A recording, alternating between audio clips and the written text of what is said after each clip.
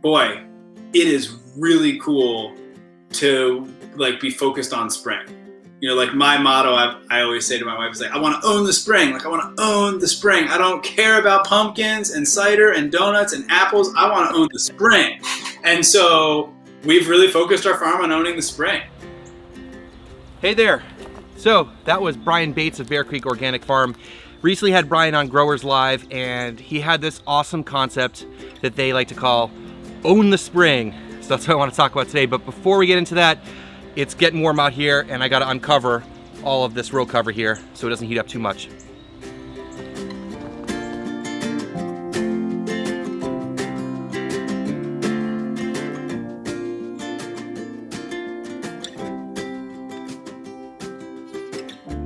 Got the row cover off and put that away. Also, I pulled all the hoops out and put those away. Generally, I keep the hoops in the ground if we're getting successive frost, but we had a nice bright sunny day here, and generally I'm in Raleigh, North Carolina, and our last frost is around mid-April. So I looked out at the 10-day forecast and didn't see anything close, so I felt comfortable pulling the hoops out.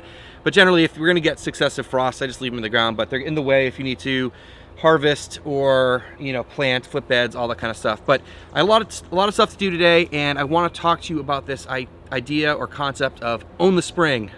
Thanks, Brian. If you guys aren't checking out Growers Live, you should. It's every other Tuesday night on the No-Till Growers channel. I interview farmers, growers, industry professionals, and have some great conversations over there. Also, I'll leave links down below for Brian's information. You should definitely follow him on Instagram. He's got a lot of cool stuff to share over there. But anyways, first things first is I guess we should start talking about row cover. So row cover is something that I have a love-hate relationship, mostly hate relationship with. If you guys have ever used it before, you guys will understand.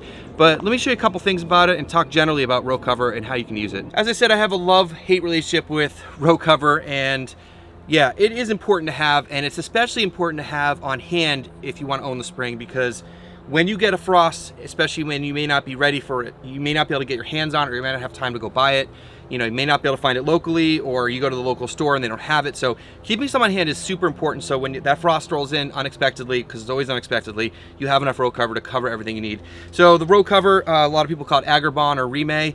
Agribon is the company, and they come in a light, medium, and heavy. I prefer the medium just because it rips a lot less often, and this stuff rips when you look at it funny. So one of the reasons I hate it, but it is super important. You often see it in covering crops out in the field, and that's a great use for it. You can also like double layer or triple layer it if it's going to get really cold, and that keeps the frost off of the crops. And this does allow some light through as well, and some moisture, but it does trap a lot of moisture in there as well. So what I like to do though is, you guys know I love growing in tunnels, and so for here, I like to cover the crops when it gets cold, even in the tunnel. And I'm sure there's other people that have done this, but I learned about this from Elliot Coleman, and he does this in Maine, where he will put row cover on under the tunnel. And this is an unheated tunnel, and you can get a lot of protection that way. A tunnel will give you about one extra zone. So I'm in zone 7, this kind of gives you zone 8, and then you add this, it kind of gives you zone 9 protection. And so it's you know, it's super handy. And so the way I do it is I just have these hoops here. These metal wires, and I got these from Dubois. I'll leave a link down below. I bought them years ago. I think Johnny's also sells them. I'll try to find links for those. And then the Agribon or the Remay, whatever you want to call it, row cover, I got that from Country Farm and Home, which is my local store. I'll leave a link down below. And then I just use these clips. I've used these spring clamps for all sorts of things on the farm. I use those to just hook them on. Now, if you're out in the field where there's a lot of wind, you're going to need sandbags and stuff to hold down the row cover. But in the tunnel here, because it's all closed up, we're out of the wind, and a couple of clips will hold it in place. And so one thing that people ask about all the time is storing row cover, and I got this idea from Casey and Tori at Honey Tree, and it's awesome because you can wrap it up like this. It's really easy to store. You make a little braid, super easy to do, and when you have it all together, when you need to pull it apart, you pull it apart and it just comes out. So the way you get this started, you just make a loop, and then you pull it through just like that. Put your hand through, grab another piece down here, pull it through, stick your hand in, and repeat. And then you get this nice braid. You can store this somewhere, and when you go to pull it out, it's easy to separate the pieces, and to stretch it out, you just pull it straight out. So that's kind of it with row cover. And you know, for me, I know that I'm not gonna have a frost in the next at least 10 days or so, and maybe we're frost free for the rest of the year, but we'll see. Last year we got a freak frost in like mid-May, so that was crazy. But it's a good idea to keep your stuff covered because you could have stuff out early, and if you don't cover it, you lose all that time, you might lose the crop, and if you really want to own the spring, every bed's gonna matter. The weather can be incredibly variable in the springtime, as all of you gardeners, homesteaders, and farmers know, but I think you need to pay extra attention in the spring because it changes so quickly and so drastically. We go from hot to cold, windy, stormy, maybe snow in your case. For us, we get a lot of heavy rains, and you gotta be prepared for that. And one way that I've really lowered my stress level a lot is by having these caterpillar tunnels, and it's a perfect opportunity to talk about today's sponsor, which is Farmer's Friend. Farmer's Friend makes these tunnels. A lot of my farm plans this year have been based around having caterpillar tunnels from Farmer's Friend. They're incredibly inexpensive, easy to put together, and durable, and just very flexible with different kinds of things you can do with them. I'm really happy with them, and Farmer's Friend also sells a lot of other really cool stuff for small farmers. Silage tarps, the greens harvester, lots of other cool tools, and I think they're working on a lot of other cool stuff coming up too. So I'm really excited about working with them and sharing them that, what they do with you guys, and I really couldn't be any happier with this. In terms of season extension, but protection from the weather and all that kind of stuff. I think a lot of people think about caterpillar tunnels just as season extension, to push later into the fall, but they're also incredibly helpful in the springtime when you get that shifty weather and you need to protect the crops that are inside that are super delicate as you just planted them and you're trying to get ready to get those crops out to your market in the springtime. As I mentioned, growing in tunnels is awesome, and sometimes it gives people a false sense of security in terms of planting things out too early. Planting things out early can be awesome. You can get a bigger yield per bed during the course of the season.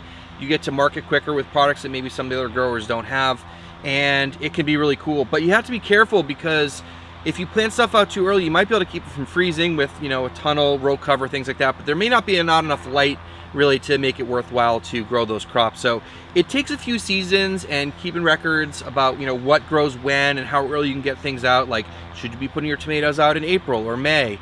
Those kinds of things. And people ask me all the time, I'm in zone whatever, should I be planting this at this time? And I don't know. This is my fourth season now growing in Raleigh, North Carolina, and I feel like I'm just getting used to some of the schedule here. So best thing you do is talk to growers in your area, talk to other farmers, gardeners, homesteaders, see what they do. If they've been doing it for a while, they'll know when to plant things out. Early stuff that's great, does great are brassicas and greens and stuff like that. So I got some kale, some lettuce over here. I got some green onions do great as well. This is interplanted with lettuce here, and I actually have some patty plant squash that I planted out just recently, but I've been protecting this with row cover on the cold nights and trying to get an early jump on that in April here, which is probably okay for me with the tunnel and the cover. So keep that in mind and make sure you have backup starts, and I'll talk about that in a minute, to if anything fails, you have plants to fill in and make sure that you're growing as much as possible during the season. Another piece of the success is getting the irrigation installed and dialed in, and we got part of it done so far. We got the overhead installed. I still have to do the drip probably in the next couple weeks, but get that all installed in the spring so that when the heat starts picking up and you need to irrigate more often, you're not doing it by hand and not piecing things together, but you cannot waste time on that when things start growing quickly, because when things start growing quickly, you don't have a lot of time to get a lot of other stuff done. So you want to make sure your irrigation's dialed in and you're getting your crops watered in an efficient and timely manner. I made a video about installing that overhead irrigation system in the tunnels. I'll leave that down below, and I'll leave all the videos I can think of in the description down below. And lately I've just been making a section there for everything I can think of related to the video that you're watching, and I don't know if you guys have seen that lately, but I think that's kind of cool. It's should I call it your homework? I don't know, just kidding. I feel like at this point I've made videos on so many different topics that every time I make a video I can reference lots of other videos. So if you have questions about those things, I'll try to leave videos related to this video. And also you can use the search function on the on my YouTube channel. If you're looking for a specific topic, you probably find it in there. But anyways, I'm in front of my nursery here, and what I want to talk about is the importance of crop planning, strong transplants, and having backups and knowing what grows. And I made a good video recently about crop planting, which you should check out if you haven't already. But the idea here is that you want to start a lot of plants, and especially if you're just getting started, you're not sure what's going to work and what's not going to work.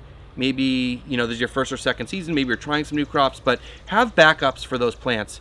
If they fail for whatever reason, from, an insect pressure, or maybe the cold got to it, or maybe you just, the variety didn't work well for you, or maybe the crop didn't work very well for you, have backups. So start more than you need. and just be ready and prepared. Have seeds that you can direct seed and be ready to go, and take notes of what works and doesn't work, so next year you can be more successful. And so you want to make sure your nursery is nice and full, that you're putting in your attention to getting really strong transplants and all that kind of stuff. So what I'm gonna do now is I gotta get some beds planted out. I prepped 2 beds yesterday, and I gotta direct seed 1 bed and plant another bed, and then we'll get back to talking about owning the spring.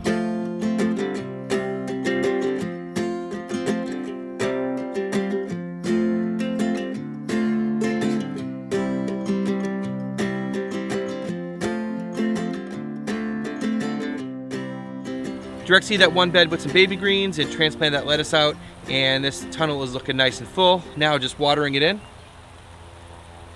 And it's super important to make sure you're keeping all of your beds nice and full, so you come out of the winter into the springtime with a lot of stuff to grow and sell. And keep in mind about your marketing. I do talk about this a lot, but make sure that you have your sales outlets dialed in, right? You're talking to your restaurants, you're all set up with your farmers market, your CSA, whatever you guys are doing, make sure that's all dialed in and people know what to expect and when to expect it, and make sure that you're selling what you're growing, and that's super important.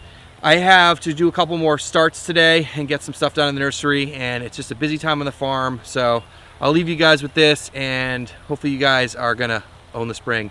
Thanks so much for watching.